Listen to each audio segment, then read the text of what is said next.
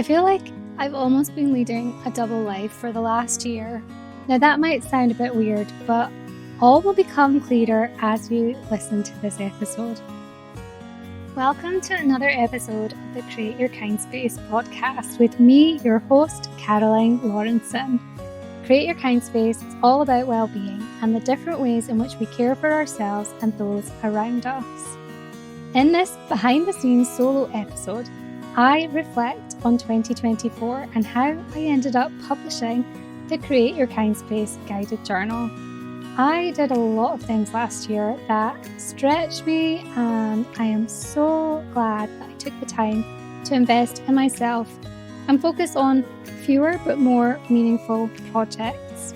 So grab yourself your favourite tea or coffee and join me for an intimate look at how a year of consistent journaling transformed both my personal and professional life.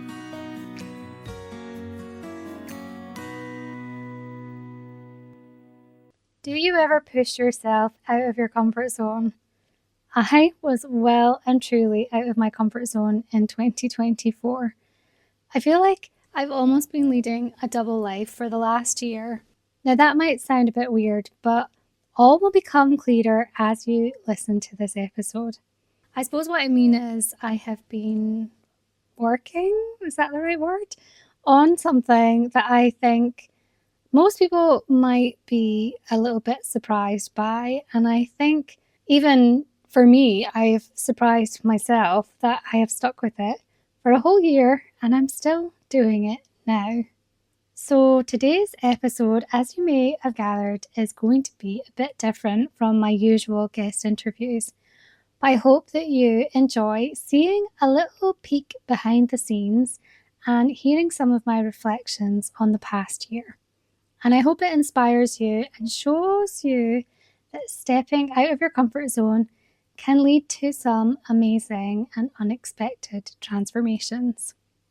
I haven't been as active across all the social media platforms over the last 12 months, and instead I decided to focus on this podcast and experimenting with TikTok, would you believe? I feel like I had fallen into this trap of churning out content to feed the algorithm, but not maybe having the impact that I wanted. And I just felt like what I was doing just didn't make sense to me anymore. So I took a leap and started posting regularly on TikTok. TikTok was the place that really scared me. I guess it still is. And I wasn't sure if I was going to be able to show up as myself. But on the flip side of this, if I was going to experiment with doing something different, TikTok is actually the perfect place because things don't have to be as polished and produced. And it is all about talking to camera and sharing, what's happening in your life and more of that kind of raw behind the scenes. So around the same time as I started doing this, I decided to call in some help from an amazing speaker coach called Susan Perry. And the reason I wanted to work with her is I had been asked to do a keynote speech for International Women's Day on behalf of Aberdeen University. So that event was happening in March, and I wanted to give myself enough time to kind of prepare and, think about what impact I wanted to have with that event. And I think similar to the TikTok experiments, I really wanted to do something different and something that was uniquely me. And of all of the things that I worked on with Susan, the biggest thing I learned was the power of stories and being vulnerable. And that day on International Women's Day, giving that speech and feeling the emotion and the connection with the audience was absolutely incredible. And the coaching work helped me to take what would have been a really, I was going to say boring, but a really kind of standard factual presentation into something that was exactly what I wanted. It was far more impactful and inspirational, and I think it really got people thinking about what it means to lean into the things that we're afraid of, and how it is that we have such a capacity for overcoming challenges and building resilience and growing in the face of adversity. And yeah, it was just amazing. So I guess I've maybe got the speaking bug now. And I guess the other thing I learned from that, or what I took from that, was that the only way I was going to get better at speaking and having more of these opportunities to speak to an audience was to get lots of practice. So actually doing the TikTok videos has been an amazing way to try things out and tell little mini stories, and I guess desensitize myself of that fear of speaking and talking about the things that matter to me. So yes, I've spent the last year putting all the amazing tips from Susan into practice and looking for opportunities, and I was delighted to get the opportunity to speak at the recent Aberdeen Health and Wellbeing Festival. And yeah, I decided I would again push myself out of my comfort zone and try something different. So for today's podcast episode, I thought it would be really nice to share a version of the talk that I gave with you here as well. It's 7 a.m. You're snuggled up in your warm, cozy bed. The alarm is blaring. Beep, beep, beep. What do you do next? Hit the snooze button and drift back to sleep for 10 more minutes? Reach for your phone and start scrolling? What if instead you sit up, pick up a notebook and pen, and begin to write? At first, the words might come slowly, but as you continue, you feel your mind start to clear. The worries and stresses of the day ahead begin to fade, replaced by a sense of clarity and purpose. This is the power of journaling, a simple yet profound practice that has the ability to transform your well-being and your life. Over the past year, I've been journaling on TikTok, encouraging others to experience the benefits of this incredible habit. In the space of a year, I've created over 280 journaling videos. That's over 13 hours of me talking to the camera about the day's writing idea and about my life in general. Have I gone viral? No, but it was never about that. My word for 2024 was grace, and I gravitated towards journaling because I needed to give myself space and show myself compassion. For most of us, we spend all our time running about, looking after everyone else, and rarely get a moment to focus on our own needs. Journaling is my time. It's where I can express how I feel and be creative. I've always told myself that I'm more of a numbers person than a words person. You might have similar limiting beliefs about why you don't write more, or why you think journaling is not for you. If you look at TikTok, it's filled with those beautiful, aesthetic bullet journals or planners with an overwhelming amount of detail and pages. This can make people feel like journaling takes up a lot of time, but it really doesn't have to. My number one tip is to choose a consistent time and place to journal, but also be flexible with yourself because you might not always be able to journal at the same time. Starting small and keeping it simple also really helps. Any notebook will do, and even if all you focus on is writing about what you're grateful for or a single line reflection on how you feel or what you did, this is a great start.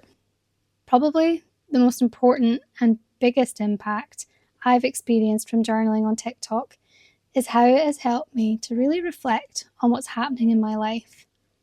I have learned so much about myself in the process of doing this, both by talking out loud and writing down my thoughts and feelings. I think my confidence has grown too. I even sometimes sing in my videos, and I hardly ever sing for people, even though it's truly what lights me up. And as the days, months and weeks went by in 2024, I thought, Wouldn't it be lovely if we had a special book we could journal in together that has a space to check in each day and write about the day's journaling prompt? And so that is what I did. It's available on Amazon and it's called, would you believe it? Create Your Kindspace, a guided journal. So, to close, I invite you to ask yourself, what will you do next time that alarm goes off? Will you hit the snooze button, or will you take a few moments to connect with yourself and try journaling? The choice is yours. You have the power to transform your life one page at a time. You are, of course, more than welcome to journal with me on TikTok every morning too. So that was my talk for the Aberdeen Health and Wellbeing Festival. It was over in a blink, but I really enjoyed it, and it was great spending the day showing people the new journal and talking about the work that we do in our business supporting people with their smart home technology. 2024 was my year of grace, and boy, did I need it. We lost our beautiful dog Sky just before Christmas, and I'm still adjusting to life without her.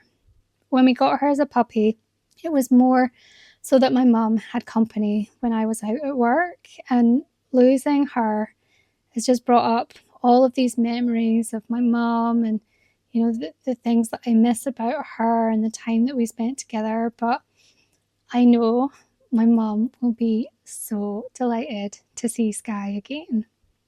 Reflecting on all that's happened, I think the thing that I take away, I guess, from last year is actually how nice it was to just lean into one thing and not feel like I was spinning a million plates. I mean, to be fair, I was still spinning quite a few plates, but nowhere near the amount that I have in previous years. I haven't entirely settled on what my word will be for this year, but I'm gravitating towards, I guess, something similar to grace in that I'm craving more simplicity and wanting to make space for doing creative things and spending time with my family. My son only has 1 year left of school after this year, and then I guess he will be heading off to uni. And my daughter, she starts secondary school this year, so it actually won't be long at all before she is also heading out into the world. I have so much to be grateful for, and I'm looking forward to what 2025 will bring. Hopefully more speaking opportunities and opportunities to connect with the Kindspace community and all my beautiful listeners and my TikTok buddies as well. I have some really amazing guests lined up for you to meet here on the podcast too. It's funny because I feel like my daily journaling on TikTok has almost become a mini podcast in itself, because I've been sharing it on YouTube and it has its own special little kind of podcast playlist. So if you did want to check it out, it's called A Daily Dose of Kindspace, which is on our main Kindspace YouTube channel. I'd love to know if you have a word for this year and what it means to you. What goals or plans have you set for yourself? And how have you embedded this into your consciousness? I am a big fan of vision boards and obviously journaling and writing things down to help manifest those dreams. So yeah, let me know if you have any tips or other ways that you feel help you to achieve those big goals. And if you fancy giving journaling a try, I literally have hundreds of these little bite-sized videos now. So you're welcome to come join me in my dressing gown every morning too. Thank you so much for listening all the way to the end. Before you go, I have a little favour to ask. So if you've liked this episode, please screenshot it, tag us on social media at Create Your Kindspace, and maybe share what your key takeaway was from the episode. I would absolutely love to hear from you. It would also be so wonderful if you could rate and review this podcast, as it helps other people to find it.